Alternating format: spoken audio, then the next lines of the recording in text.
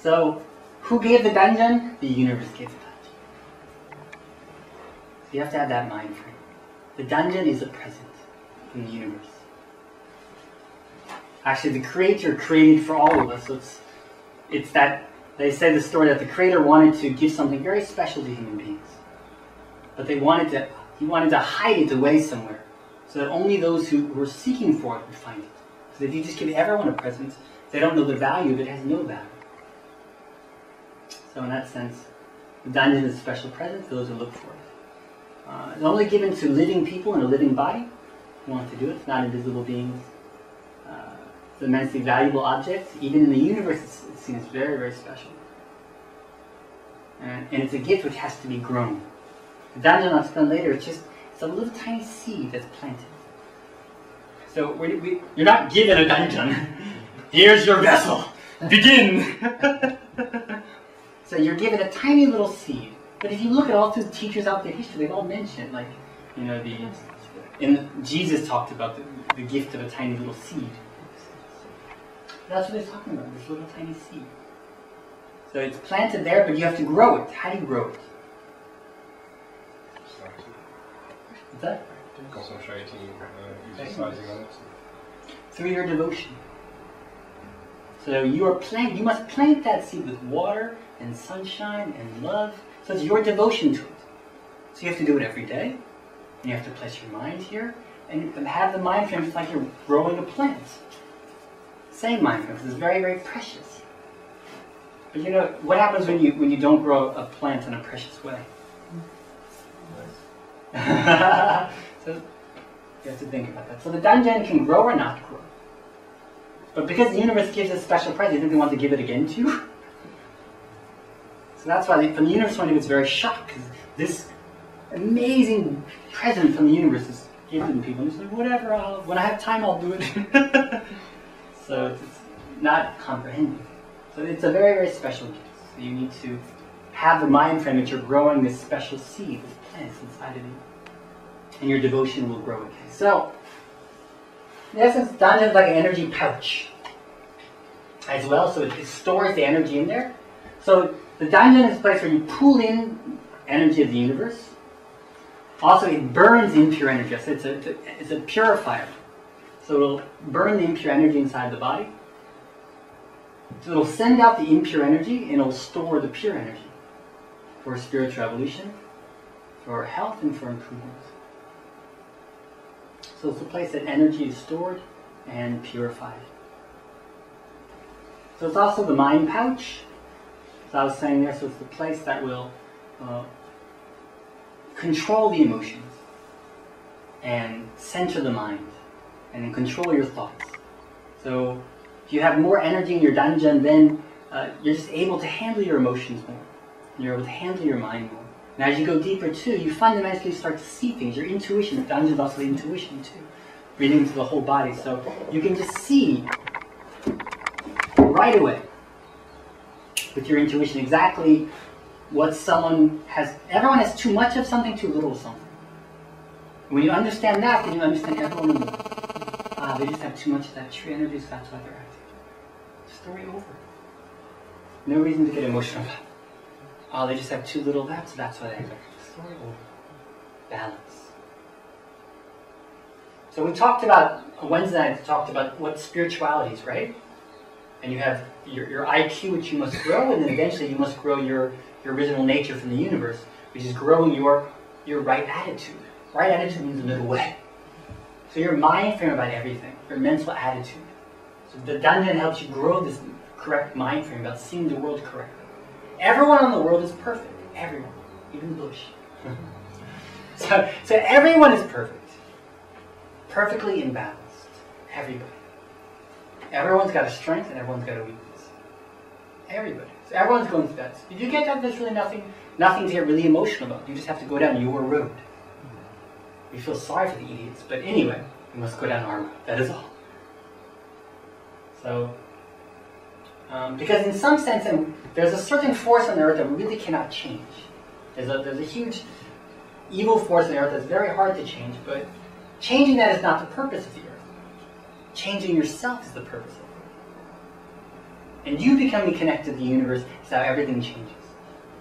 How others do, or the path they choose to go, doesn't matter so much. Okay. Do that. Control of the emotion and the mind. The Creator made Danjeon to lock in the mind because mind has power when it's locked. Sangye practice develops and uses the power of the mind. If mind is scattered, Danjeon will be scattered too. If mind is firm, Danjeon will be firm too. So you'll start to grasp, just through your whole intuition, the feeling about the Danjeon. So the universe, the Creator, made this Danjeon because the mind actually doesn't have a place to lock itself. The mind doesn't have a container. It likes to just fly about. Think of your thoughts, right? They go all over the place, right? And your emotions go all over the place. So there's nothing to lock in the mind. So that's why it's so hard to have power. You want to focus on something, but then something distracts you all the time. So there's nothing to actually lock in the mind. That's what the Danjeon does. The Danjeon is the place that locks in the mind. So you've got to, so now you've got the mind. Now you add some concentration, some power to it. What is that? Strength, right? That's power. So this is how we lock the mind. Sangye, we said the universe is like all this, and the pinnacle of the universe we call Sangye. But that's what we call this kind of breathing training. But this kind of breathing develops and uses this power, this mind. So the mind is locked, and now we just constantly have to keep growing that power. Growing. If the mind is all over the place, then the Danjeon's all over. That's what I explained to you. If you're putting energy in here, then your mind must be here. So if your mind is here, you can see every situation very clearly, and it doesn't take any energy at all to make a decision or to do something. Does that make sense? During your day, you have to think many things. Should I do it this way or should I do it that way? So it takes a lot of your energy. You're unclear about it, you're unsure about it. But when your mind is here, you just feel and you go, ah, this is the way. That is all. You just do. So you reduce a lot of that useless energy, that wasted energy, when your mind is here. So it's not scattered. And there's power, it's not scattered. And your mind becomes much more firm. So if the mind's firm, the Danjeon is firm. The Danjeon is firm, the mind is firm. They become one. So this is some kind of evolutionary power that pushes you into the universe. However, it also creates some kind of separation between you and the people around you. Because your evolution speeds up very rapidly. Imagine this kind of power you get from this, but then the way you feel about the world changes very quickly because you have this power that's there.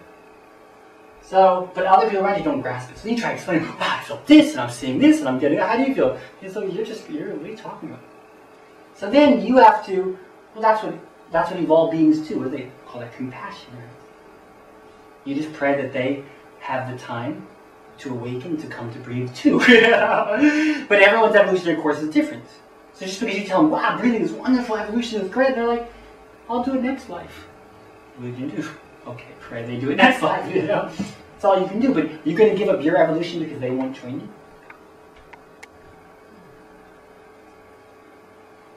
So every single experience on the earth is just for you to evolve through. But none of those experiences are actually you. But if you think that experience is actually you and want to hang and cling on to that, then you can't go down to the next evolutionary course. So I said nothing is for free. There's no free lunch in the universe either. That's the hard thing. So when something evolutionary comes in, the universe says, okay, did you really want evolution? Well, here's a chance. Then you say, actually, it wasn't evolution that I wanted. I wanted to stay this route. And that's okay too. Everything's a free choice. That's what's beautiful in the universe. Everything's free. But no issues. That's the best way.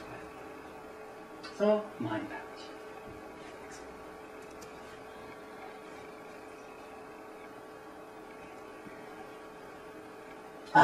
Danjeon is the universe. So, inside of us is the universe. It's inside of us, but where? Now I'm saying it's the Danjeon. The Danjeon connects to the universe. So if you keep just plowing through, pushing through the little tunnel of your Danjeon, then you connect to the universe. And then all of your inspiration just comes naturally. You're just receiving wavelengths all the time, just naturally. They come left and right all the time. You know, we all think about intuition. Oh, that was a sign. But the kind of signs that come with this are 10 seconds, 20 seconds, constantly you're feeling it. Sometimes we just walk, oh, okay, I should go this way, oh, I should go that way. So it comes so rapidly, it's hard to explain. You just know each day. After breathing, what am I going to say? So this is going to happen today. So you just know through your whole body. Because you're connected to the universe.